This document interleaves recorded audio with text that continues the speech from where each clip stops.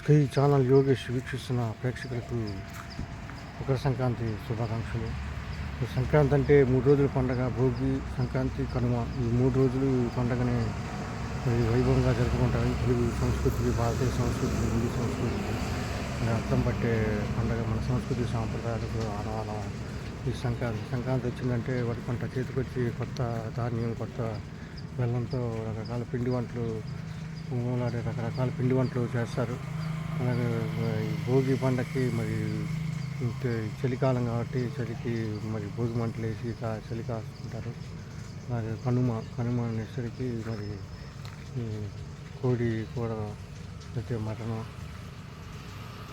మరి తింటారు. భోజనం కోడి కూర, గారెలు ఇవన్నీ వండుకొని రకరకాలుగా వాళ్ళ అభిరుచికి తగ్గట్టుగా మరి తింటారు. ఈ 3 రోజుల పండగ సంక్రాంతి అనేసరికి భోగి, సంక్రాంతి, కనుమ. మరి సూర్యుడు మకర రాశిలో ప్రవేశిస్తున్నాడు కాబట్టి దీన్ని మకర సంక్రాంతి అని కూడా అంటారు. మరి కొంతమంది ఈ గుంజులు పట్టుకొని కోడి పందాలకు వెళ్తూ ఉంటారు, పందెం కోళ్ళు పట్టుకొని. మరి అది తర్వాత మెడ్రాస్ అటు తీసుకుంటే జల్లికట్టు అంటారు, ఎట్లా పందాలు కూడా జరుగుతూ ఉంటాయి. ఇక్కడ మీరు చూస్తున్నారు ఈ వీడియోలో. ఇది ఎద్దులు కట్టే జట్కా బండిలాగా ఈ ఎడ్ల పందాలకి ఎడ్ల పందాలకి వెళ్తూ ఉంటారు. ఈ పందాల జోలికి పామాకాన్ని చరిత్ర చూసుకుంటే జోదాలు, ఆదాలు వినోదంతో వివాదంతో ముగుస్తాయి, విషాదంతో ముగుస్తాయి. మరి జోదాలు పిచ్చి మంచిది కాదు. మరి చరిత్ర తీసుకుంటే పల్నాటి బ్రహ్మనాయుడు, నాగమ్మ గొబ్బిలి యుద్ధం జరిగింది. అలాగే మరి పాండవులు తీసుకుంటే వాళ్ళు కూడా భార్యని ఈ జూదంలో శకునితో జూదంలో పడి వనవాసం చేస్తారు, అడవుల పాలవుతారు. జూదాల వలన నష్టాలు మీరు చూస్తూనే ఉన్నారు. జూదాల పిచ్చిలో పడిపోయి రాజ్యాలు సిరి సంపదలు పోగొట్టుకొని అడవుల పాలయ్యారు పాండవులు. ఇవన్నీ మీరు చూస్తున్నా కూడా మీరు ఇంకా జూదాల పిచ్చిలో పడిపోయి ఇవన్నీ పోగొట్టుకుంటున్నారు. పెద్ద పెద్ద వ్యాపారస్తులు వాళ్ళు కూడా షాపులు కట్టేసి ఈ కోడి పందాలకి వీటికి వెళ్ళడం చాలా ఆశ్చర్యం కలుగుతుంది.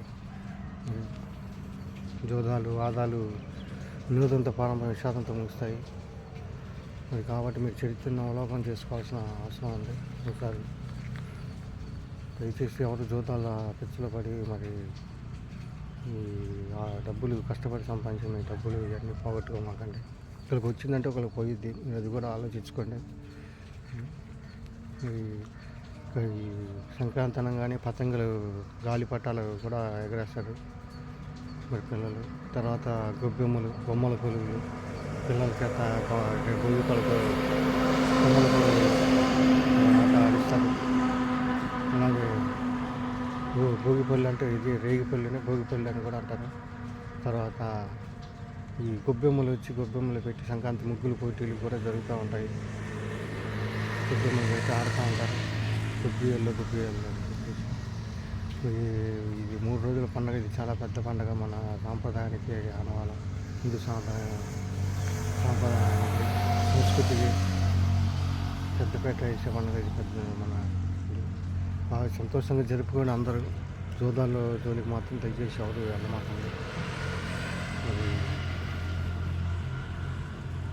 మరోసారి ప్రేక్షకులకు సంక్రాంతి శుభాకాంక్షలు.